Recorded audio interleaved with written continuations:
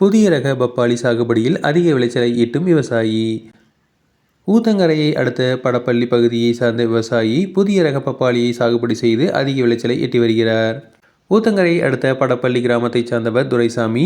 இவர் பல ஆண்டுகளாக பப்பாளி விவசாயம் செய்து வருகிறார்.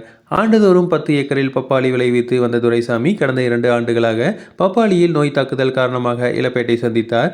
இந்நிலையில் ஆந்திர மாநிலத்தைச் சார்ந்த விவசாய நண்பர் J15 என்னும் புதிய ரக பப்பாளியை மகாராஷ்டிரா மாநிலத்திலிருந்து பெற்றுக் கொண்டுள்ளார். இதையடுத்து 1 ஏக்கரில் மட்டுமே புதிய ரகத்தை பயிரிட்ட நிலையில் நோய் தாக்குதல் இல்லாமல் நல்ல விளைச்சலை தந்துள்ளது. இதுகுறித்து துரைசாமி பேசும்போது, பப்பாளி பயிரிட்டால் 8வது மாதம் முதல் அறுவடை செய்யலாம். 2 ஆண்டுகளுக்கு தொடர்ந்து பலன் கொடுக்கும். 8 நாட்களுக்கு ஒரு முறை அறுவடை செய்வதால் நிலையான வருமானம் கிடைக்கும்.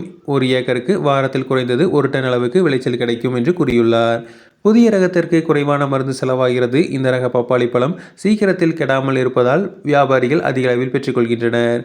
இங்கு விளைவிக்கப்படும் பப்பாளியை சென்னை, புதுச்சேரி, திருச்சி, டெல்லி ஆகிய பகுதிகளிலிருந்து வியாபாரிகளே நேரடியாக வந்து பறித்து கொண்டு எடை போட்டு பணத்தை கொடுத்துவிட்டு செல்கின்றனர். இதனால் எங்களுக்கு கூலியாள்கள் பிரச்சனையும் இல்லை, சந்தைக்கு கொண்டு சென்று பப்பாளியை விற்கும் பிரச்சனையும் இல்லை என்று கூறியுள்ளார். சீசனுக்கு ஏற்ப 1 கிலோ 8 முதல் 30 ரூபாய் வரை விலை போகிறது. தற்போது கிலோ 10 ரூபாய்க்கு விற்கப்படுகிறது. அடுத்த ஆண்டு 10 ஏக்கர் பரப்பளவில் J15 ரக பப்பாளியை விளைவிக்க இருப்பதாக பேசியுள்ளார். இதுகுறித்து சில வியாபாரிகள் பேசும்போது, இந்த ரக பப்பாளியில் குறைவான அளவே பாதிப்பு உள்ளது. கிருஷ்ணகிரி, திருப்பத்தூர், தருமபுரி மாவட்டங்களில் இந்த புதிய ரகத்தை விவசாயிகள் பயிரிடலாம் லாபம் பார்த்து வருகின்றனர். மேலும் அதிகப்படியான ஈரமில்லாத விளைநிலங்களில் நன்கு விளையும் இந்த ரகத்தை விவசாயிகள் விளைவித்து லாபம் பார்க்க முடியும் என்று கூறியுள்ளனர்.